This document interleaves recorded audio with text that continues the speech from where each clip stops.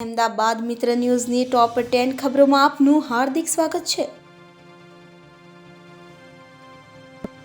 Heritage વિભાગે ગુજરાત વિદ્યાપીઠ પાસે સર્વે કરાવ્યો। મંદિર પર સર્વે કરનારા વિદ્યાપીઠના પ્રોફેસરના જણાવ્યા અનુસાર સર્વેનું કામ સપ્ટેમ્બરમાં શરૂ થયું હતું। 18 મંદિરમાંથી એક મંદિર તો એવું છે જેના પ્રવેશ દ્વારથી અંદર જવા માટે જગ્યા ખૂબ ઓછી રહી છે, કારણ કે રોડની ઊંચાઈ વધવાથી મંદિર નીચું થઈ ગયું છે। કેટલાક મંદિરમાં હાલ પૂજા પણ થતી નથી। ખંડેર બની ગયેલા આ મંદિરો અસામાજિક તત્વોનો અડ્ડો બની ગયા છે। 10 પાસ યુવકે અમેરિકનોને છેતર્યા। જુહાપુરાનો ધોરણ 10 પાસ યુવક અંગ્રેજી બોલી અમેરિકન નાગરિકોને લોનની લાલચ આપી ઠગતો હતો। પોલીસે બાતમીના આધારે તેને ઝડપી પાડ્યો।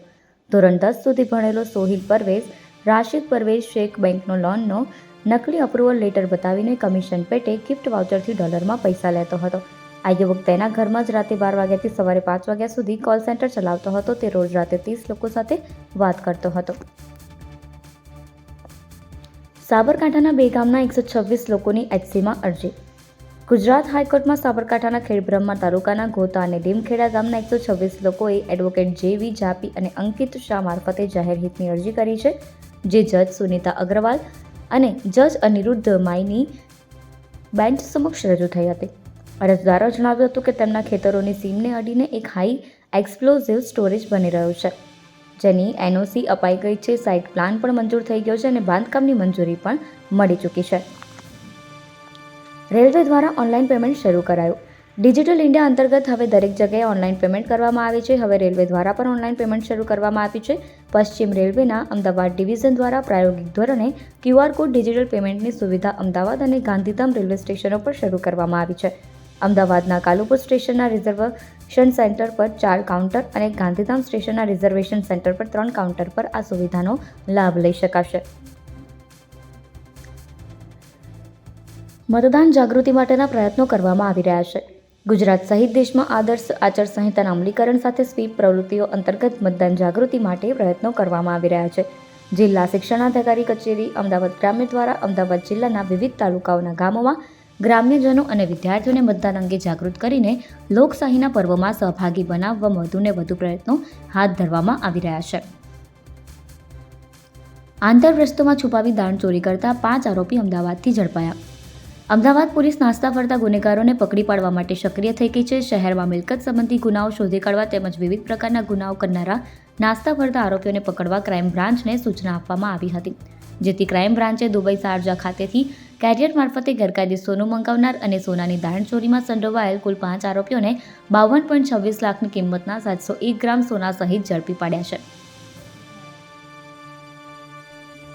બાવડા પોલીસ સ્ટેશનનો હેડ કોન્સ્ટેબલ 12,000ની લાંચ લેતા ઝડપાયો। બાવડા પોલીસ સ્ટેશનમાં ફરજ બજાવતો હેડ કોન્સ્ટેબલ દારૂનો કેસ ન કરવા માટે ₹12,000ની લાંચ લેતા એલસીબીના રંગે હાથ ઝડપાયો છે, જેમાં ફરિયાદી 2 દારૂની બોટલ સાથે પકડાતા હેડ કોન્સ્ટેબલે કેસ નહીં કરીને પતાવટ કરવા 20,000ની લાંચ માંગી હતી, જેમાં રકઝકના અંતે 15,000માં ડીલ નક્કી થઈ હતી। આ અંગે એન્ટી કરપ્શન બ્યુરોએ હેડ કોન્સ્ટેબલની ધરપકડ કરીને વધુ તપાસ શરૂ કરી છે। હાઈ પ્રોફાઇલ બુકે પ્રેસિડેન્ટ ગેલેરીમાં બેઠા બેઠા સટ્ટો રમતો। આઈપીએલ 2024ની મેચો શરૂ થતાં જ સટ્ટોડિયાઓ પણ સક્રિય થઈ ગયા છે। અમદાવાદના મોદી સ્ટેડિયમમાં એક આરોપી પ્રેસિડેન્ટ ગેલેરીમાં બેસીને લાઈવ ક્રિકેટ પર સટ્ટો રમાડી રહ્યો હતો। ઝોન 2 એલસીબીની ટીમે સ્ટેડિયમની અંદરથી 3 સટ્ટોડિયાની ધરપકડ કરીને સમગ્ર રેકેટની અંદર અન્ય લોકો પણ જોડાયેલા હોવાની શંકાના આધારે તપાસ હાથ ધરી। દબાણ ટીમ સાથે મહિલા સહિત 4 લોકોએ માથાકૂટ કરી। નોબલનગરના ઘનશ્યામનગર 3 રસ્તા પાસે દબાણ હટાવવા ગયેલા એસટી વિભાગની ટીમ સાથે એક મહિલા સહિત 4 લોકોએ બોલાચાલી કરીને ઝઘડો કર્યો હતો। માથાકૂટમાં લોકોએ દબાણની ટ્રકનો કાચ તોડી નાખ્યો। પોલીસ આવતા ચારેય ત્યાંથી નાસી ગયા। આ અંગે એસ્ટેટ વિભાગના સબ ઇન્સ્પેક્ટરે ચારેય સામે સરદારનગર પોલીસ સ્ટેશનમાં ફરિયાદ નોંધાવતા પોલીસે તપાસ શરૂ કરી છે। ચોરોએ 4.26 લાખનો હાથફેરો કર્યો।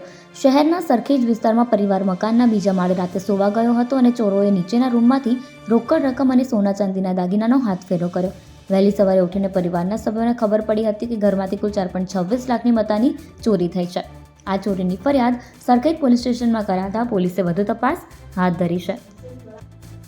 અમદાવાદ મિત્ર ન્યૂઝની યુટ્યુબ ચેનલને સબસ્ક્રાઇબ કરો અને બેલ આઇકોન જરૂરથી દબાવો, જેથી દરેક મહત્વના વિડીયોની નોટિફિકેશન તમને મળતા રહેશે।